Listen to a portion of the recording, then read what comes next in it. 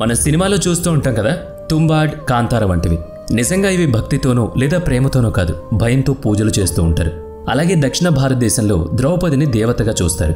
ప్రతి సంవత్సరం ఒక పిల్లాడిని ఎంపిక చేసుకుని పెంచుతారు. ఆ పిల్లాడికి వీర్ అని పేరు పెడతారు. ఎప్పుడైతే ఆ పిల్లాడు యువకుడవుతాడో అప్పుడు అతన్ని బలిస్తారు. ఇంకొకటి ఏంటంటే పరమవీర భక్తిని చూపించుకోవడం కోసం తనకి తానే దేవుడికి అర్పితమైపోతాడు.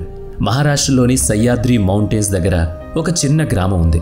ఆ గ్రామంలో ఉన్న ఒక మందిరంలో పండగ జరుగుతుంది. ఆ మందిరంలో 4 దిక్కులు పసుపు ఉంటుంది. అంతేకాకుండా ఈ టెంపుల్ బంగారంతో దగదగలాడుతూ కనిపిస్తుంది.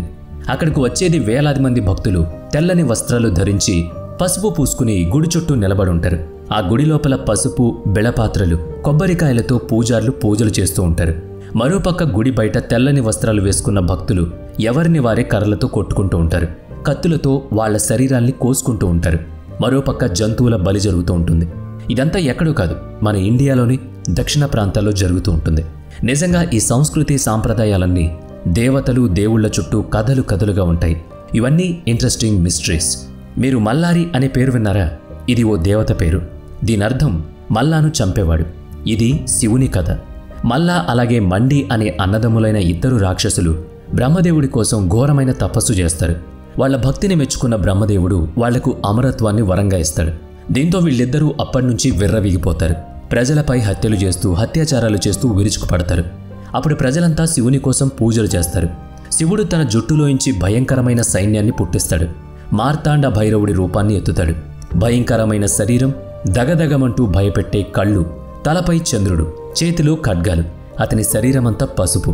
మొత్తానికి చెప్పాలంటే అప్పుడు శివుడు ఎలా కనిపించాడంటే దగదగ వెలిగిపోయే సూర్యుడిలా. కాళ రూపంలో నందిపై సవారీ చేస్తూ వేల సంఖ్యలోని సైనికులకు నాయకుడిగా నిలబడ్డాడు. కార్తీక మాసంలోని అమావాస్య రోజు యుద్ధం మొదలైంది. మల్లా అలాగే మణి 6 రోజుల పాటు ఏకదాటిగా యుద్ధం చేస్తారు. చివర్లో ఇక శివుడి పాదాలపై పడిపోతారు. మణి తన పాపానికి ప్రాయశ్చిత్తంగా తన దగ్గర ఉన్న తెల్ల గుర్రాన్ని శివుడికి సమర్పిస్తాడు. అంతేకాకుండా ఎప్పటికీ ఈ గుర్రం మీ దగ్గరే ఉండేలా చూడు స్వామి అని కోరుకుంటాడు. కానీ మళ్ళీ ఈ ప్రపంచం బగ్గుమంటుంటే చూడాలని ఉందని చెబుతాడు. అంతేకాకుండా మనుషుల మాంసాన్ని తినాలని అనుకుంటాడు. ఇవన్నీ వింటుంటే శివుడికి కోపం తలకెక్కుతుంది. అదే కోపంలో మల్లా తలను శివుడు ఖండిస్తాడు. అప్పుడు ఆ తల అలా దొర్లుకుంటూ గుడి మెట్లపైకి వెళ్ళి పడుతుంది. ఇప్పటికీ ఈ మెట్లు ఎక్కుతున్న వాళ్ల కాళ్లకు ఈ తల నుంచి వచ్చే రక్తం తగులుతుందట. ఆ తర్వాత శివలింగం రూపంలోకి మారతాడు. అందుకే ఇక్కడ 6 రోజుల సంబరాలు జరుగుతూ ఉంటాయి. ఈ పండుగను కర్ణాటక, మహారాష్ట్ర, ఆంధ్రప్రదేశ్లో చేస్తారు. కాదంటే దీని పేర్లు మారుతూ ఉంటాయి.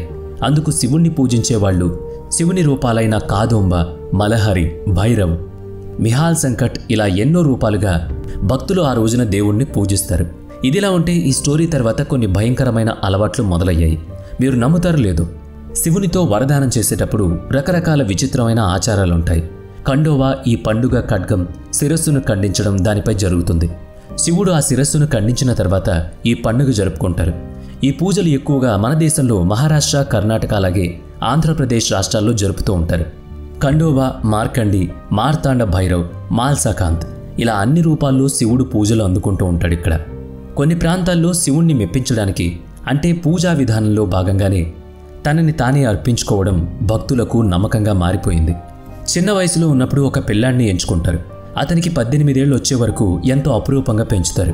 అతడికి అతని పేరు కాకుండా వీర్ అనే పేరు పెడతారు. ఊరి జనమంతా ఈ వీర్ని ఎంతో ప్రేమగా చూస్తారు. అయితే ఎప్పుడైతే ఆ పిల్లాడు యుక్త వయసులోకి అడుగు పెడతాడో అప్పుడు అతని శిరస్సును ఖండిస్తారు. ఇదంతా కూడా శివుడికి చేసే పూజా విధానంలో భాగమని వాళ్ళు నమ్ముతారు. శివునికి ఒక్కో ప్రాంతంలో ఒక్కో పూజా విధానం ఉంటుంది. కాదంటే అన్నీ కూడా శివుణ్ణి మెప్పించడానికి జరుగుతాయి. భారతదేశంలో ఇలాంటి ఆచారాలు, సాంప్రదాయాలు, పూజా విధానాలు ఎన్నో ఉన్నాయి. ఇంకొక విషయం మీకు చెప్పాలంటే, మీకు ద్రౌపది తెలుసు కదా? ఎందుకు తెలీదు? ఆమె మహాభారతంలో పంచపాండవులకు భార్య. ద్రౌపది అగ్నిలో పుడుతుంది. కొన్ని ప్రాంతాల్లో అంటే దక్షిణ భారతదేశంలోని కొన్ని ప్రాంతాల్లో ద్రౌపదిని దేవతగా కొలుస్తారు. ద్రౌపదిని అమ్మవారి అవతారంగా నమ్ముతారు. ఇలా చూస్తే తన జీవితంలో ద్రౌపది అమ్మవారి రూపంలో ఉండి కూడా సాధారణ మహిళ తన శక్తులన్నిటినీ దాచుకుని జీవిస్తుందట. ఇంద్రప్రస్థానంలో జరిగిన జూదంలో పాండవులు ఓడిపోవడంతో 12 ఏళ్ల పాటు వనవాసానికి వెళతారు. ఇలా వనవాసంలో ఉన్న సమయంలో ఒకరోజు రాత్రి ద్రౌపది ఒక చెట్టు కింద కూర్చుని ఉంటుంది. ఆకాశం నుంచి ఏదో కాంతి ఆమెపై పడుతూ ఉంటుంది. ఆమె ముఖాన్ని చూస్తే అమ్మవారి వల్లే కోపంతో రగిలిపోతూ ఉంటుంది. ఇదంతా ఊరి జనం చూస్తారు. అందుకే అప్పట్నుంచి వారు ద్రౌపదిని అమ్మవారిగా కొలుస్తూ ఉంటారు. ఇక అయ్యనార్, తమిళనాడులోని ప్రతి గ్రామం ముందు ఒక పెద్ద విగ్రహం కనిపిస్తూ ఉంటుంది. గుర్రంపై కూర్చుని కత్తి పట్టుకుని ఉన్న ఒక యుద్ధ వీరుడి విగ్రహం. గుర్రం తెల్లగా ఉంటే ఆ వీరుడు బాగా నల్లగా, అలాగే పెద్ద పెద్ద కళ్ళతో కనిపిస్తాడు. ఈ విగ్రహమే ఆ ఊరి అయ్యనార్ దేవుడు. ప్రతిరోజు ఈ అయ్యనార్ దేవుడు ఆ ఊరిని కాపాడుతూ ఉంటాడని అక్కడ ప్రజల నమ్మకం. అయ్యనార్ దేవుడు అంటే ఆ ఊరిని మాత్రమే కాదు, ఈ ప్రపంచాన్నే కాపాడుతుంటారని నమ్ముతారు. అంతేకాకుండా కొన్ని పురాణాలు ఏం చెబుతున్నాయంటే, మోహిని రూపంలో ఉన్న విష్ణువుకి అలాగే శివుడికి పుట్టిన పుత్రుడే ఈ అయ్యనార్ దేవుడని నమ్ముతారు. ఇక నిరితి, ఎక్కడైనా పూజ అనేది ప్రేమతోనూ భక్తితోనూ చేస్తారు. కానీ భయంతో కొలవడం మీరు ఎప్పుడైనా చూసారా? ఆ కథ మీకు తెలియాలంటే ప్రాచీన గ్రంథాలను ఒకసారి చూడాలి. నిరితి మనకు దేవుడంటే మంచికి మారుపేరు, కానీ కొంతమంది దీనికి విరుద్ధం, నెగిటివ్.